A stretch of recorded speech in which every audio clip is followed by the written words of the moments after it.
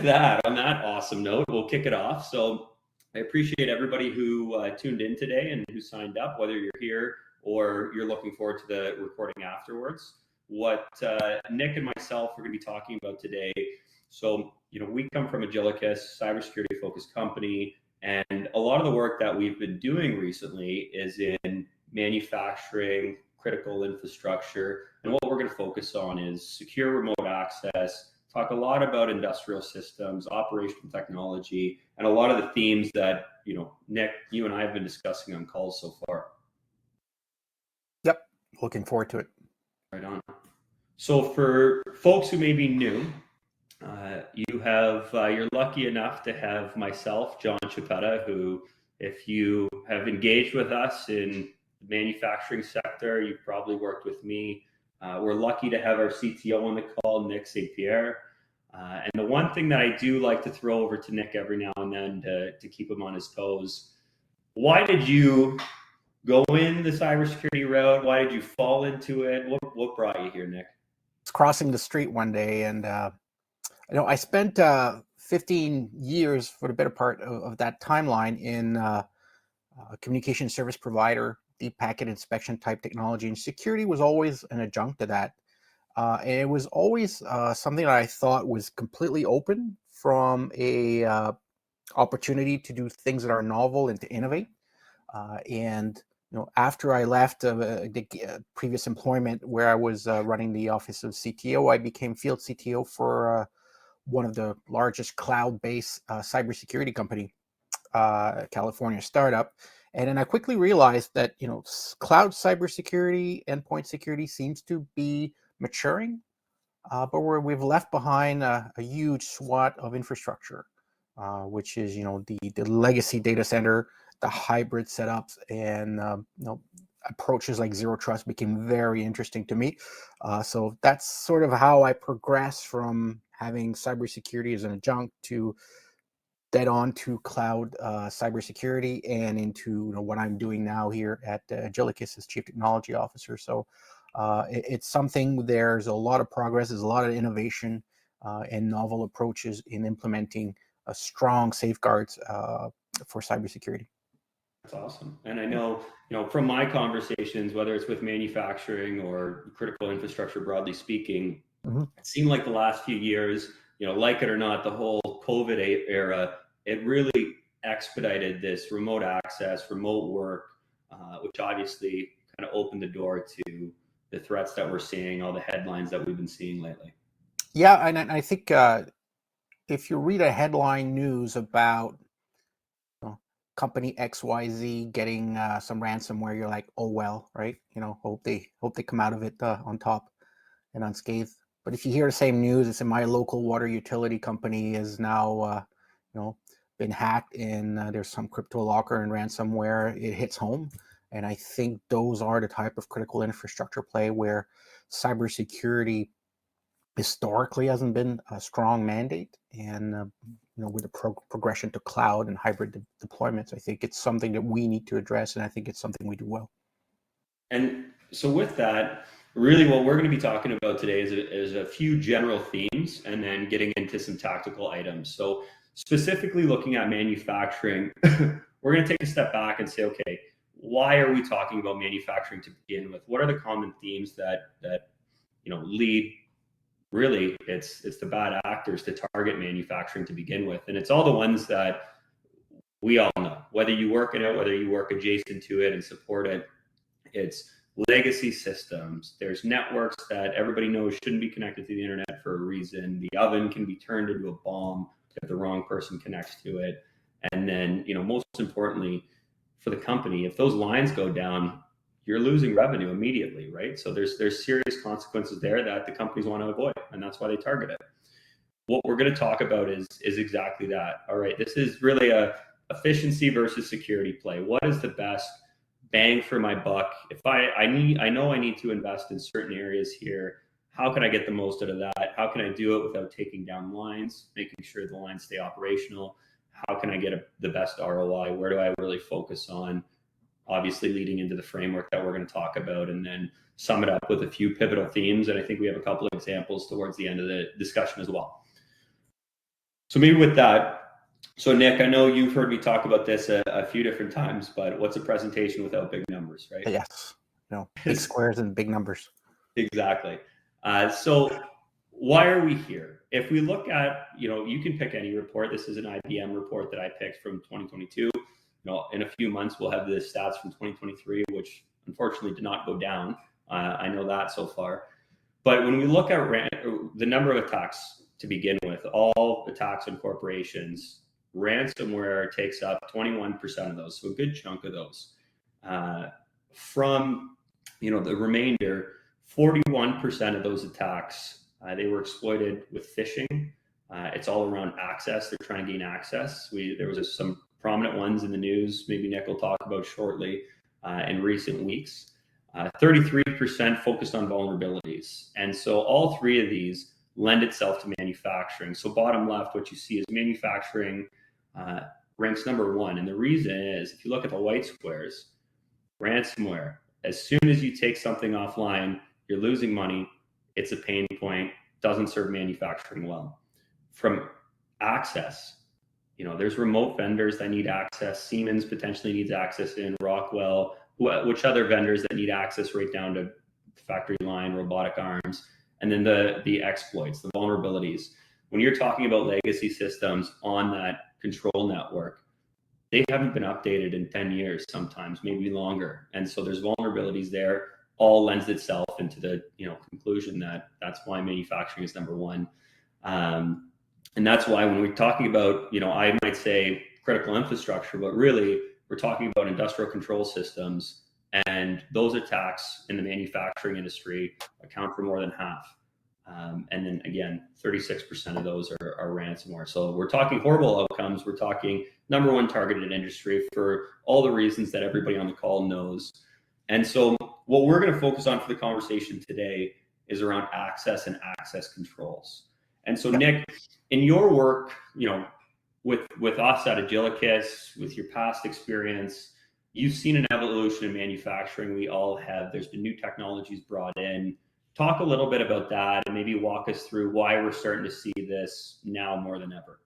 Yeah, and you mentioned it, and you're repeating it here, embracing some tech-driven opportunities here to make processes more efficient, like IoT, AI, cloud, that all have a level of requirement for access to external systems. So we're moving from the ICS space, the industrial control space, to the distributed control space. And what that means is we have something as basic as licensed servers for our OT software that simply need to keep themselves updated. And those become a target of opportunity. You showed some stats there, and to me that screams target of opportunity for bad actors, right? It's much easier to try to exploit and compromise an OT network because of the approach that we've had for years to completely air gap and let the system run without any updates. And now we are converging with cloud, we're converging with analytics sensors that are pushing data, low compute sensors that are pushing data out to the cloud to do analytics and bring back results and flags or tags that need to be implemented in our OT control zone.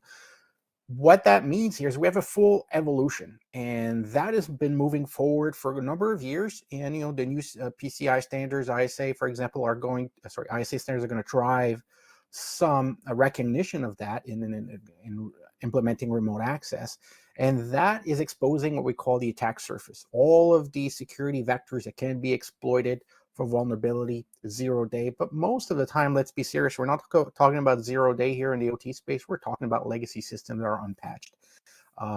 And there's a huge lesson to be learned here that history doesn't repeat itself, but it often rhymes. That we have a lot of systems in the OT space that are end of life, and they're not about to get updated because they run. And the priority of these systems is uptime and production.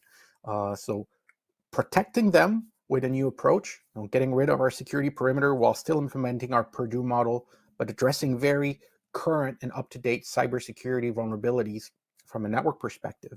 If you don't, the consequences are more than monetary at this point. Right? The consequences are reputational, but also the safety of anyone that uses the critical infrastructure. Could be the population, could be air traffic control, could be a lot of systems that could put public safety in jeopardy in general.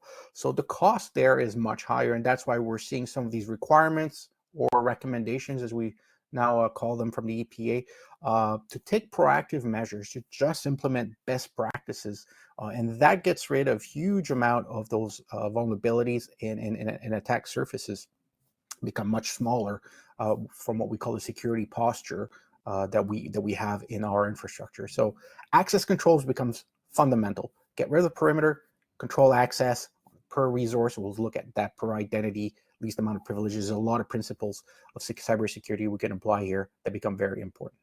And in manufacturing, gone are the days where an air gap is really an air gap, right? That might have been a reality 10, 15 years ago, but now, as you Yeah, said, cloud. I mean, we surrendered a little bit at the time of the air gap, like the boiled frog. We've gone from air gap to network diode to now we have one way, smart analytics to tunneling to VPNs. And at some point, our security model becomes so convoluted that we have more exemptions than rules on our firewall, and that becomes a huge toil, and that's where accident happens.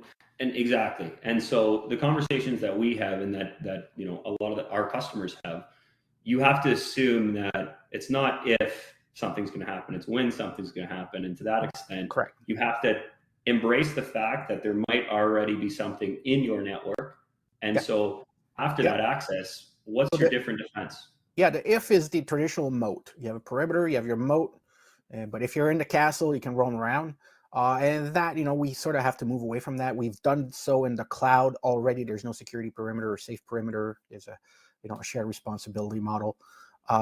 We have to go from there to understanding that each resource individually must be protected, access control, and if they are to be compromised, like you said, when, so taking the when approach, we understand the blast radius. We understand that the risk management that we're taking for these devices to be compromised. We have a full audit. We'll get into that, but it's a change of philosophy.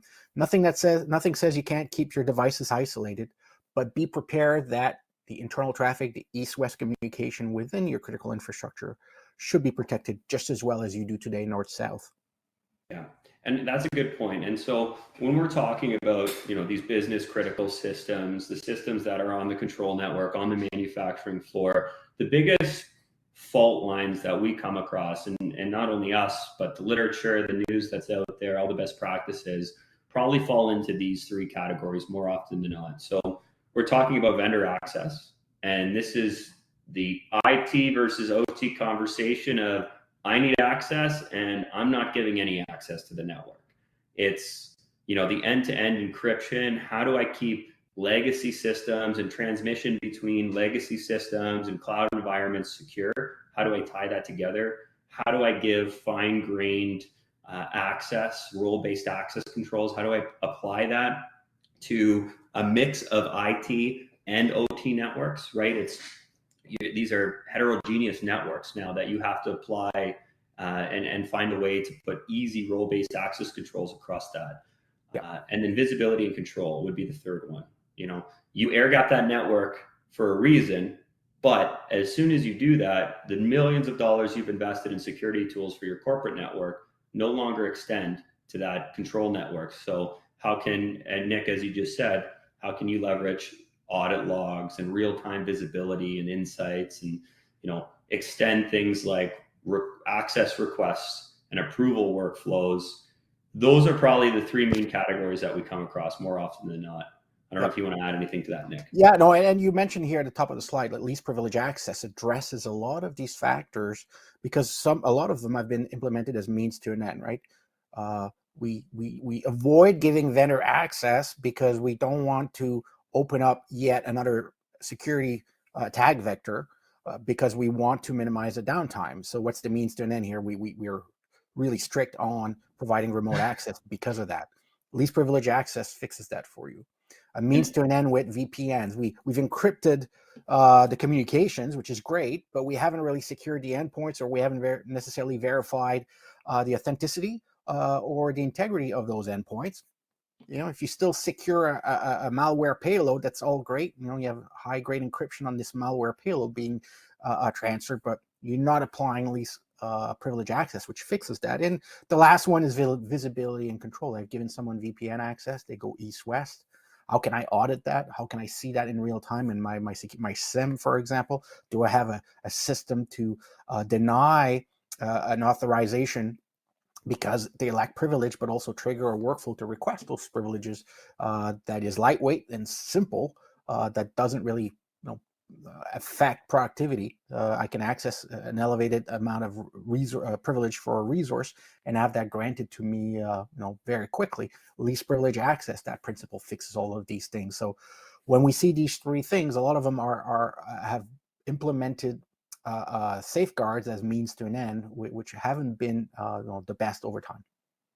And all of that goes to the first two bullets under vendor access. What are we talking about to begin with? We're talking about they need access when they need access, because all of us are trying to avoid downtime. That's Right. really the end And, state. yeah, and that leads to some of the daily challenges that we'll talk about that are very real, that are either the cause or the consequences of that.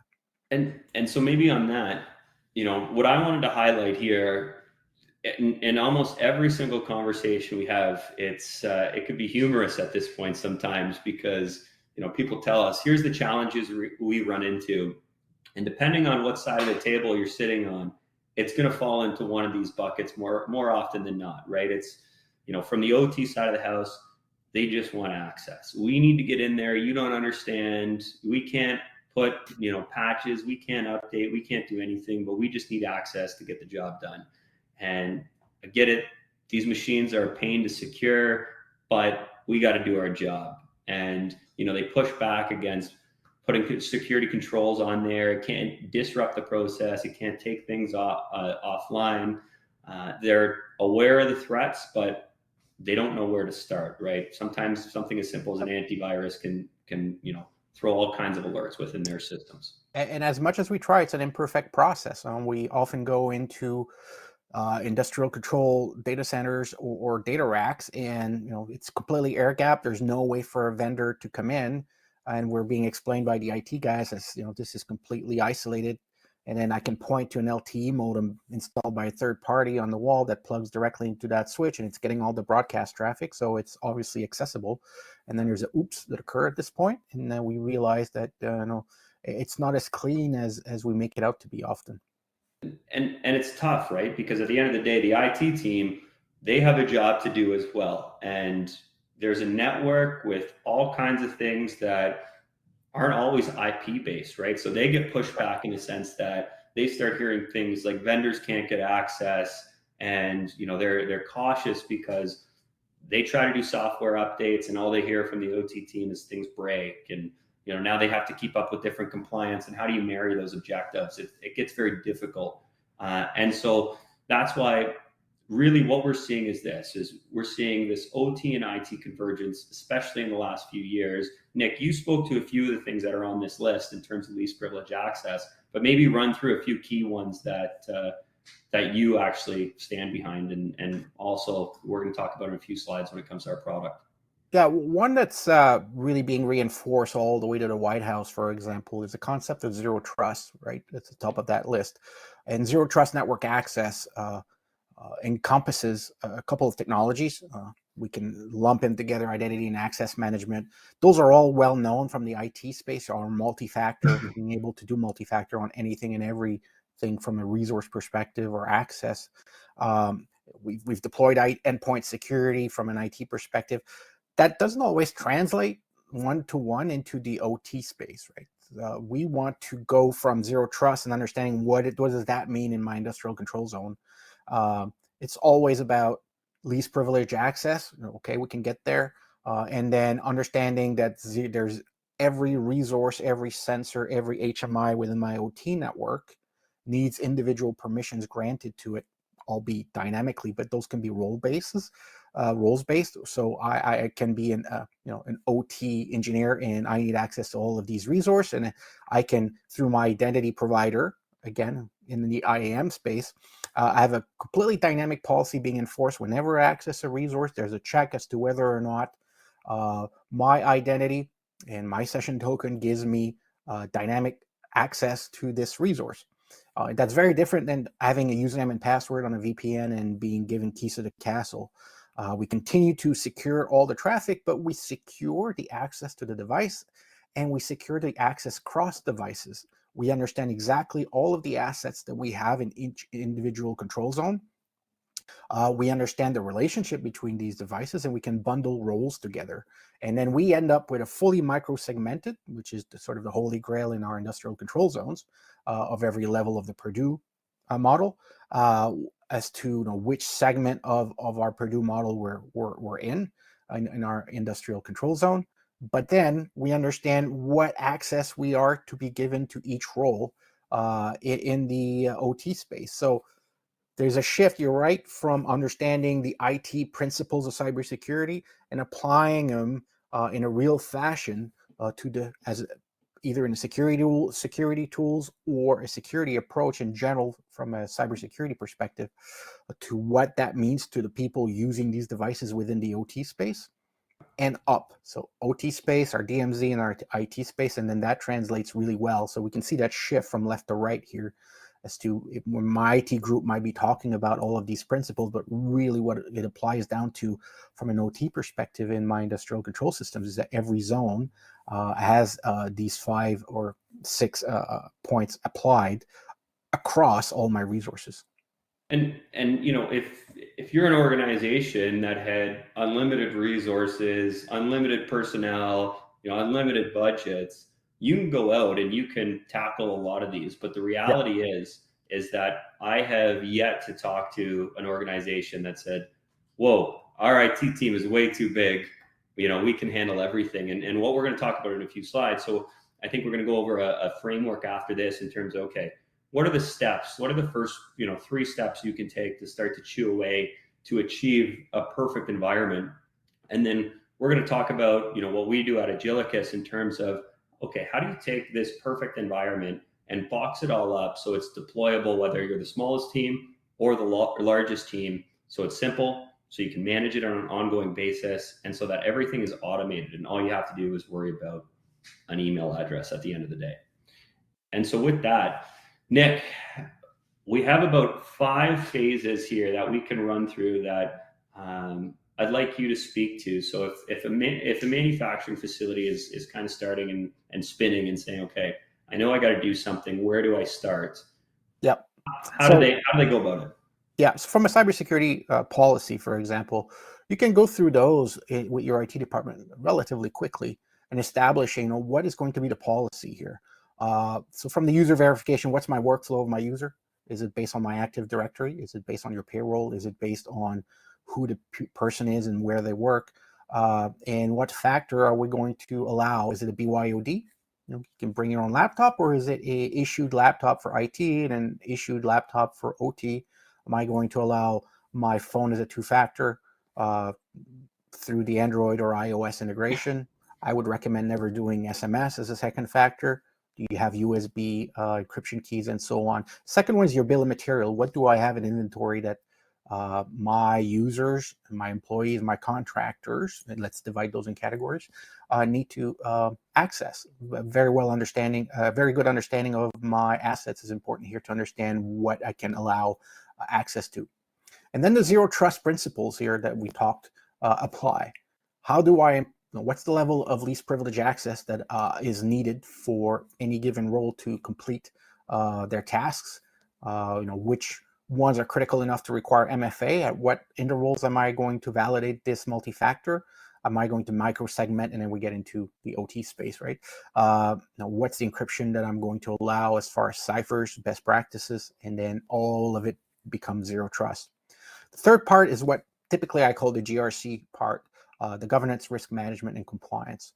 Now, where do I keep these logs? Who has access to these logs? Can I rapidly audit both an access and a compromise or a failure on my network? So from both the monitoring and auditing, do I have an XDR? Do I need the ability to react in real time to breaches, or do I need in real time the blast radius report of whatever device is being compromised? And lastly, compliance, depending on your industry, maybe your critical infrastructure, water treatment, maybe you're subject to NIST or EPA or ISA, for example. From your compliance perspective, or FedRAMP, for example. Do my mechanisms and controls align with those compliance requirements? Could be cyber insurance. Typically in the IT space, we're pretty good at periodic reviews, training and awareness. OT is pretty good at training and awareness. It's something periodic reviews can take years in OT because we trust our systems and we typically don't update them. So our reviews tend to be very quick. And that's something that we can change. And then we rinse, repeat. We can have adaptive controls and see where these measures are working well, specifically if you have a good phase 3 implemented. And then you can review if your phase 1 and 2 are accurate, right? Am I getting audit logs of assets being accessed that I didn't know about, users that I didn't know about, network points or endpoints I didn't know about, and so on. And then you redo phase 1, 2, 3, and then you get better at it. So it's not a one-time shot. You can do these at regular intervals. Budget time, for example, are good occasions to repeat these cycles and reset the clocks on your cybersecurity policies. And there's a few that you mentioned that are actually quite important, and we've run into a few different times now. Audit logs being one of them, because everybody thinks of the external threat. Not everybody always thinks of the internal threat. What happens if, Steve's on your team? Sorry if there's a Steve listening in today. What happens if Steve amongst us? No, we're good. Steve's on your team? He goes crazy and he says, "I'm going to blow everything up," right? You're going to revoke Steve's permissions to everything as fast as you possibly can. But your next question is going to be, okay, what did Steve do in the last 24 hours? What did Steve do in the last hour? And that's where the audit logs come in, because from a blast radius perspective, you have to assume the biggest blast radius until you can prove that wrong, right? Yeah, and the issue with Steve is that Steve may be an internal employee using shared credentials with 20 other people. So your audit, if you just rely on accessing of resources under credentials of username and password, and everybody shares the same operator default login, you'll never know which one is Steve and which could be John.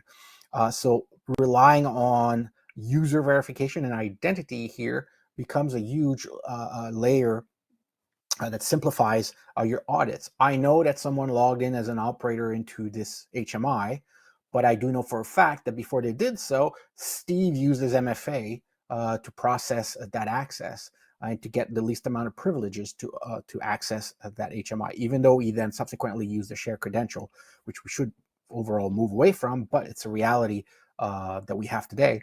So having the ability to audit in real time any user based on their identity and the resource they're accessed, regardless of the credentials that they use, is going to very much simplify here the access to those resources.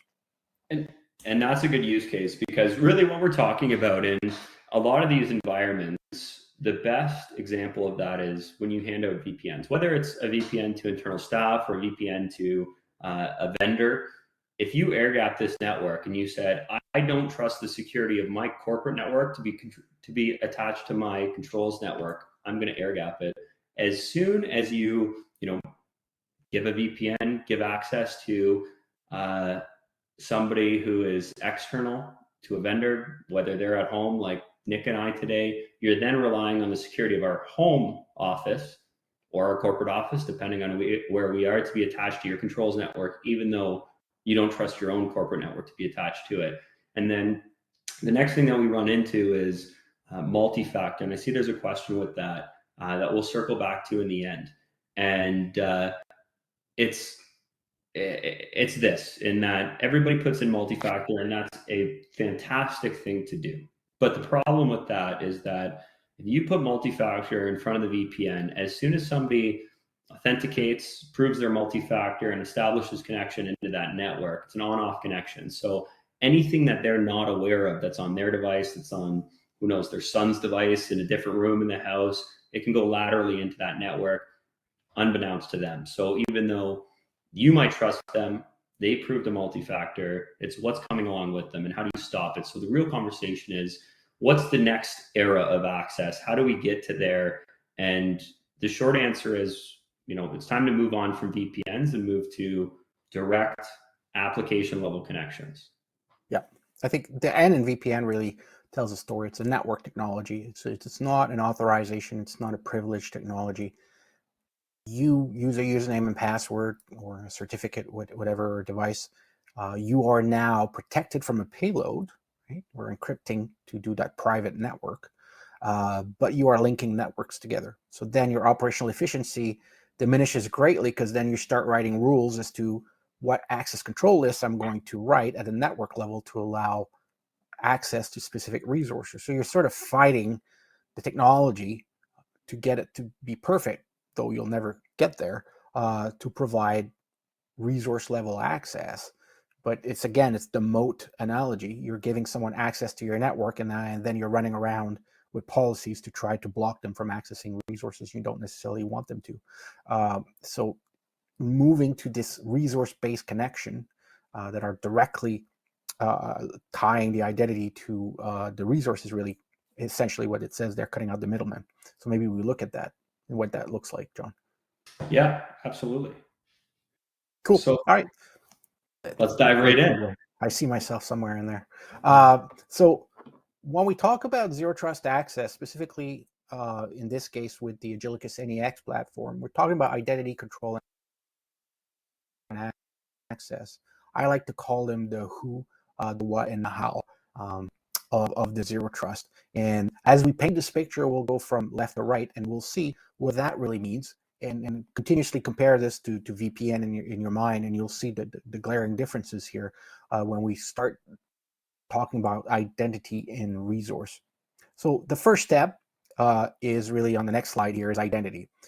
The most simple way to provide someone access to a resource is to leverage their existing identity, who you are and maybe what you know and what you have. So we're talking about identity, your Active Directory, your Office 365, your Outlook email address, your personal email address. Um, there are a slew of identity access management tools. We have, the very basic ones like I just mentioned, but we have the Oktas and other platforms that can aggregate all of your access and resources together, and we work with that. The idea here is to stop issuing credentials. Leverage the established secure credential providers or identity providers that exist. Those could be cloud-based, like the ones I highlighted here, but it could be also local. It could be a local Windows NT username, for example, a Linux username, and LDAP user you have in a closet on an old server, for example. It could be payroll or ERP related. Let's leverage the existing identity. Let's not make people learn about new identity.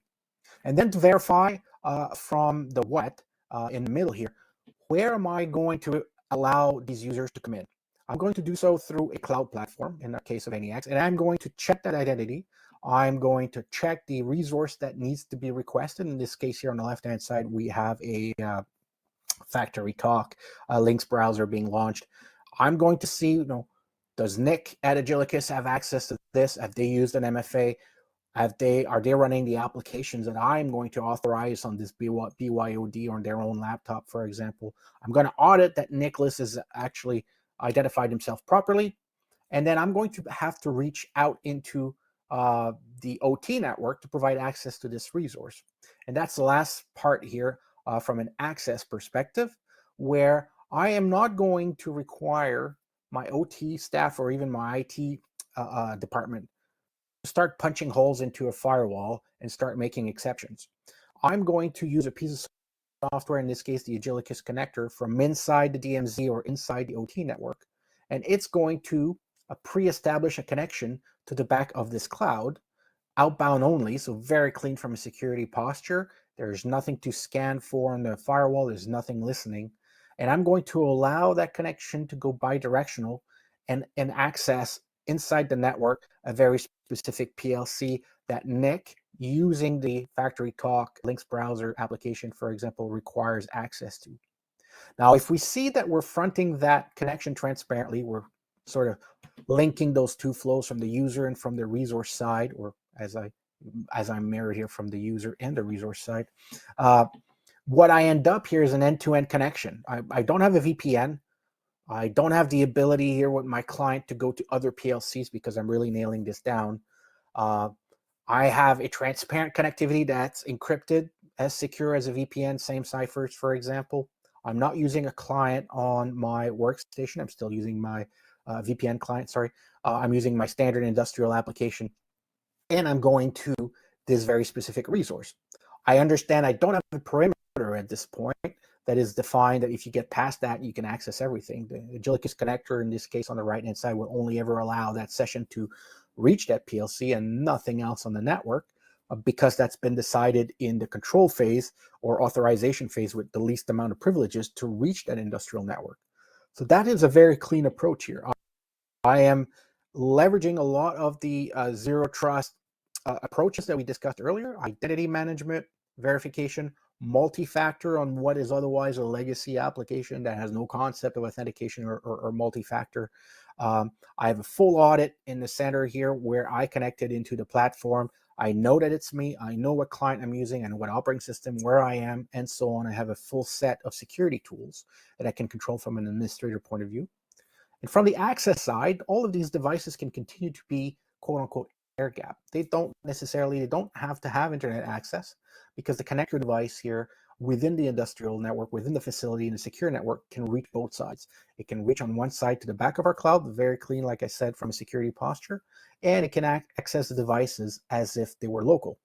So that PLC does not need to have its internet access. I can still keep him updated. I can still transfer images to it, but it does not need to have internet access. It does not need to be routable.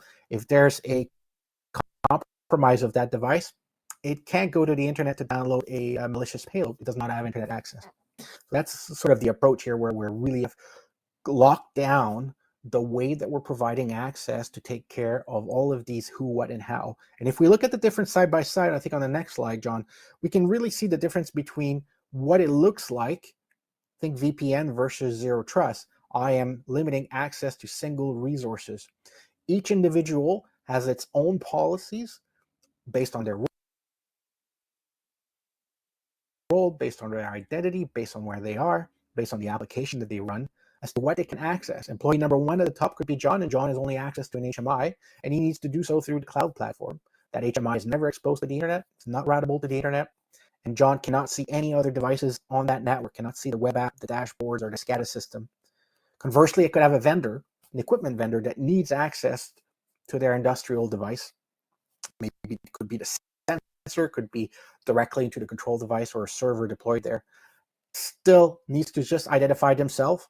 By virtue of that identity, will create the roles and the tokens to access very specific resources. They don't need to have new client. They don't need to launch a VPN. They can access any resource across any site simultaneously, for example, because it's not network based. We're not talking virtual private network. We're talking about resource access. So there's no networking layer here that we need to take into account.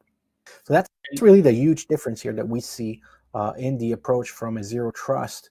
And overall, if you start thinking about the who, the what, and the how constantly, you end up with huge efficiency here. You can do this very quickly. You have no network policies, no firewall policies, no user training, no new client, no IT lifecycle of software deployment on these devices, and everything become unified through a single remote access platform. And the use case that we're talking about here, because it's one that we come up against quite frequently, is how the company we might be working with, they could segment down as much as possible on their controls network, but excuse me, at the end of the day, what they really want to do is segment down to the device level and sometimes lower. Right. And this is what we automate, in the sense that you take everything that Nick just explained, and at the end of the day, you're taking an email address and you're pairing that very, very granularly within the network, so that there is no connecting to robot arm 3 by mistake and swinging around and hurting somebody, right? You word granularly. I'll practice that. Yeah. So we'll see if I can hold it together and not cough too much. So looking at the real world impacts at the end of the day, we're looking for a quick diagnosis, right? You can get in there, you can identify what's wrong, you can get immediate access remotely. You don't have to fly somebody in, wait 3 days, and you minimize the downtime. from a team and vendor perspective, streamline everything. Unify those systems, make it simple for the in-house or external team to take over and to fix a problem. And then Nick, I mean, you could probably speak to at least one example that we've seen in real life. Yeah, I mean, the impact here is notable, both from an increase of efficiency and productivity, but also the adoption. One principle of all security policies when they're deployed is you need to have the buy-in from the team. It's easy to impose some security policy, some VPN client on a vendor to try to come in. It's another one to win over your team. And if you can do that by being completely transparent, easy to use, no new tools, no new sign-in, existing identity, for example, the result is productivity goes up, and we see it in the usage through the platform immediately once there's an adoption to an approach that embodies the zero trust principles, that is unified. It enhances every parts of the workforce, and it minimizes, like we see here, downtime and production loss, because as soon as there's an outage or as soon as there's a compromise, we understand what's the blast radius with full audit capability. We know the identity. The investigation part of any audit is very quick. And the workforce actually then starts working as if they were in the office, but they do so at home without any change in their approach or their tooling. And and that's key because in this world it's really easy to look at things, when it comes to ROI, to look at things the same way you'd look at a new piece of equipment on the manufacturing floor. Okay, I buy this new piece of equipment, what does it get me today? And the answer is, with software like this, with technology like this, it gets you convenience today, it gets you peace of mind, but really the ROI is you start to use it and then you start to reap the rewards. It's down the road. How can you start to see efficiencies, things being avoided, situations that would have cost you, X amount in downtime? How do you turn that around and, really benefit from it? And it's take proactive measures, get the things in place, change it from a reactive scenario to a proactive, and take a different approach up front, all based on the themes that Nick was talking about on that OT-IT convergence slide. And what does that translate into? It's really tailored access. So we started talking about remote access, secure access, all this stuff, and it's really about tailored access for everybody. Nick, myself, we don't need the same level of access. Nick needs access to everything. I might need access to one thing. Nick might need access to everything across the IT and the OT network. I don't. And so you tailor it to the group, you tailor it to the individual, you tailor it to the risk level, and then ultimately you look at granularity, permissions, those role-based access controls that Nick was talking about, and then you look at the impact that it has on workflows and safety. And Nick, I don't know if you want to go into detail on any one of these as it relates to. Yeah, I mean, the roles-based controls are very important because the reality is we don't always control or have complete oversight of the people or identities, when I talk about them, that need access to our equipment. So instead of issuing credentials, not really knowing when a contractor is up or out of their contract, for example, or their term, if we can deal with existing identity providers, where it's very easy to get someone on their Outlook domain or their Google G Suite domain to authenticate, it really makes everything so much simpler and even more secure. So I don't need to wait for a contractor to call me that Steve, for example, has gone bananas and decided to delete everything. He's no longer on the payroll. He can no longer get access to my resources because he can no longer proceed with identity verification with his organization. So it's very important to marry that with dynamic permissions, and the RBAC or the RBAC, the role-based access controls here, becomes very important in the realities of OT, where we have multiple roles from multiple organizations accessing devices and resources. Overall, if we can do these three things, like John, you explain very well the granularity and permission, but then the impact on the workflows. We're in a good place, and we will see the impact of threat actors on critical infrastructure being reduced greatly, even as we deploy more and more secure remote access. And really that's where, our approach all comes together. So when you're talking about Agilicus, our organization, our platform, the way that we enable access and we add different levels of security and defense to a given network, really when it comes down to the operational technology, we are at the front of the standards that are coming out, whether it's NIST, ISA, different organizations within their respective categories.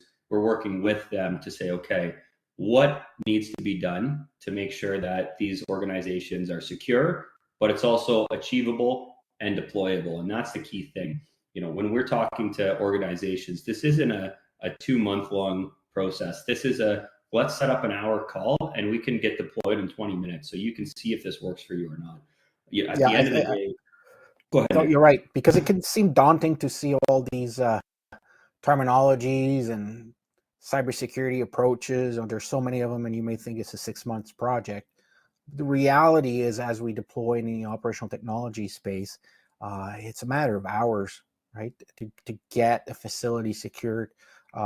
Sometimes we do it in an hour on the phone, and it's just done. And it's the ability to get that simplicity, that adoption that I talked about, and best in class security really makes it work for all manufacturing systems. Yeah, and doing all of that, and the big slide we had with all the different layers of defense that you want in your given network. It's about doing all of that and accomplishing all of that without adding workload to the team that manages it. That's the fundamental piece, and you can't make it more complicated for the people who use the equipment and who need to connect in. It can't be complicated for them to actually access and use it. And so, why are we, selfishly succeeding in this space is because our entire goal is to take the highest level of security and pair it with the simplest way to actually interact with it from an end user perspective, as well as manage it from, an administrative perspective.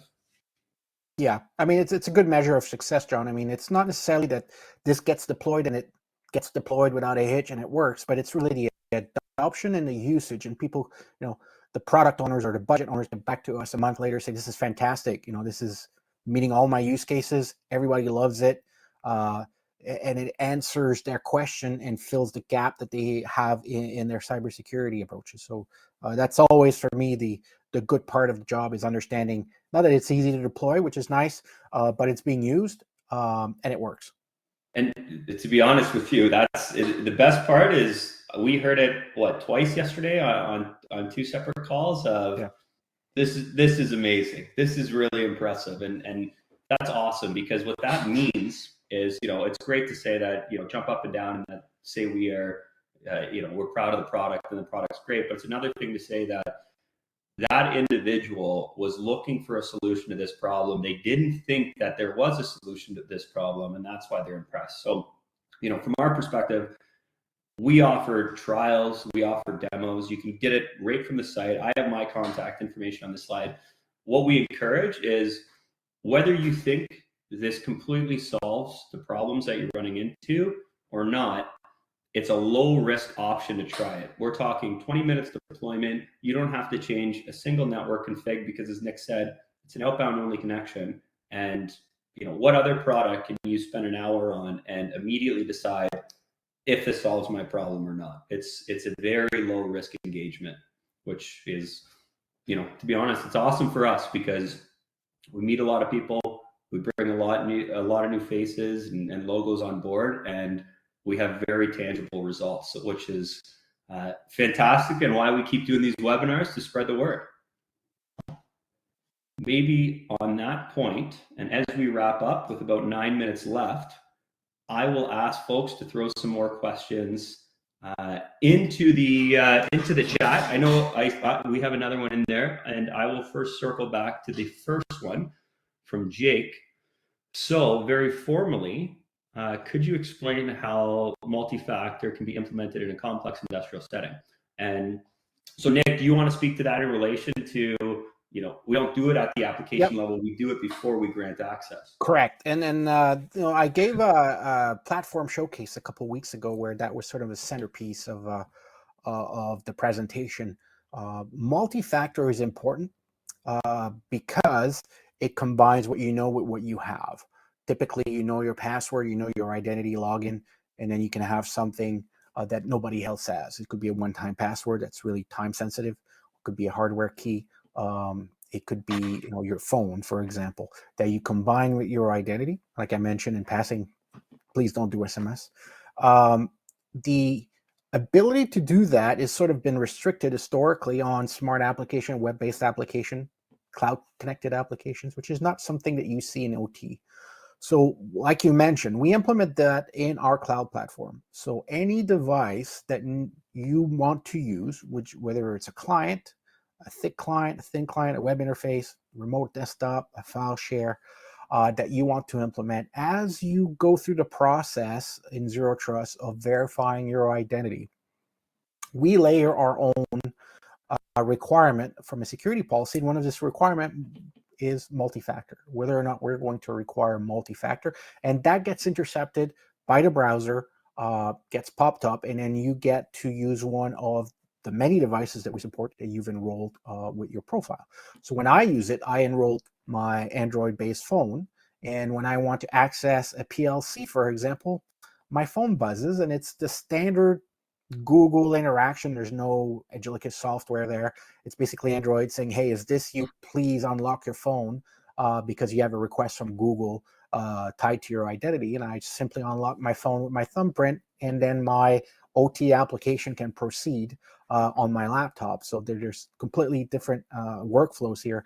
But we implement that on top of any type of resource access as part of the least privilege check, right? So we check in the central cloud platform. John needs access, or I need access to the PLC. I need to verify my identity. It's Nick at Agilicus. Nick as a two-factor or multi-factor enrollment. It's his device. I pick the phone, I unlock it, and so on. So MFA is very important, and you can implement it through a cloud platform like ours on top of any type of legacy systems or legacy applications or legacy workflow that have maybe no concept of users, much less multi-factor.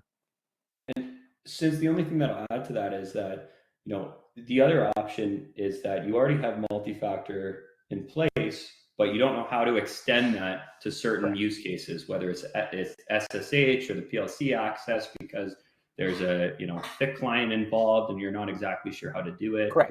So we have customers that say, oh, I have my Azure applications. I always use my own Office 365. I have MFA in there. My users are happy. And we're like, well, what happens when you want to use an industrial application that's not Azure based? And then they say, oh, well, that doesn't exist. And say, well, let us show you how Agilicus can implement multi-factor on top of anything else. So you're right. You can continue to use your organization's own identity provider MFA suite, but where you run into conditional access or legacy type of application that have no concept of MFA and are not being done through a hosting provider, for example, like a cloud provider, we deploy that. Or if you have a contractor, you don't know what their MFA policy is, so you're going to implement yours on top of that contractor's own policies. So we can stop the workflow, require MFA for a device that's enrolled, and then let them in. And so there's one more question in here that I see, and then I have a couple that were sent in afterwards or after we started to one of our emails or info ad email that I might circle back to. This one is around, we touched on it briefly, and it's around different users and how they have different needs and how do you adapt to it. And maybe I'll take a stab at this first, and then I'll pass it over to you, Nick. And the simplest answer, so the example there were, when I talk, Nick, you need different levels of access than I need, right? And maybe we have a vendor that needs, again, different levels of access. And so those different user profiles do need different tailored access methods. And with us, it's not that we have to adapt, our platform adapts to different user profiles. It's our platform is as native to that as you would think, right? What you really want to do is say, John has access to this one thing and this one thing only. You don't want to say, John has access to this whole network, right? That's not natural to what you want to do. And so in our platform, it's as easy as put my email address in there. If you want, you can put me into a group, maybe vendor A, and you can either say John or group vendor A has access to one or more things. And so it's natural to how you think about it. It's natural to how you want to work. And it's just a change of perspective is that's really how I would answer that. I don't know, Nick, if you'd add anything to it. Yeah. So there's a level of understanding in the IT space, like group policies, for example, where you know who's in HR, you know who's in IT, and what systems they may have access to, or what file shares you may have access to. The same is true in a zero trust model. We can build, I wouldn't say adapting profiles, but roles, right? We know what contractors need. We know what local employees need, both from a resource access, but from a security policies. And we can map those one-to-one. We can map those entirely from organization A to contractor B, for example. We can group users together. We can group resources together. We can match them and align them together so that when I provision a user, that happens to be a contractor, they immediately inherit a set of resources with the least amount of privileges to do some work there. But what I can also choose to publish other resources that they may request access to, for example. So self-requesting or self-registering for resources, and then having that system where it's cookie cutter, but I do allow people to go out of their role a little bit and access temporary resources, for example, for the sake of maybe an emergency maintenance or a special role. So it's not all roles-based, but it does simplify a lot of the approaches to provisioning resources and users.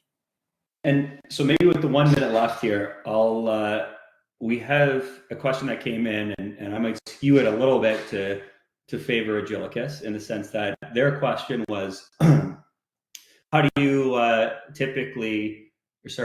do you handle legacy systems that do not typically support modern security protocols? But what I'll ask you, Nick, is how does Agillicus do that? How does Agillicus handle legacy systems that don't typically support modern security protocols? Yeah, so let's take an example, like something that happens often. We have web-based HMIs, which are really just a control screen, an industrial control screen. It's always been the purview that if you can touch that screen and start a pump, then you should be able to do that, right? And now we've taken that 15-year-old screen and we've exported that view to a web-based client. And that screen has no concept of authority, authorization, username. It's just a screen with a button on it. From the point of view of Agillicus, what we do on that is first is we restrict access to it through our NEX cloud platform. Obviously, we don't want everyone to get there. But then we can build roles where non-existent as to what can be touched. So think a web application firewall or WAF in the web terminology. I can build an entire application firewall for that HMI.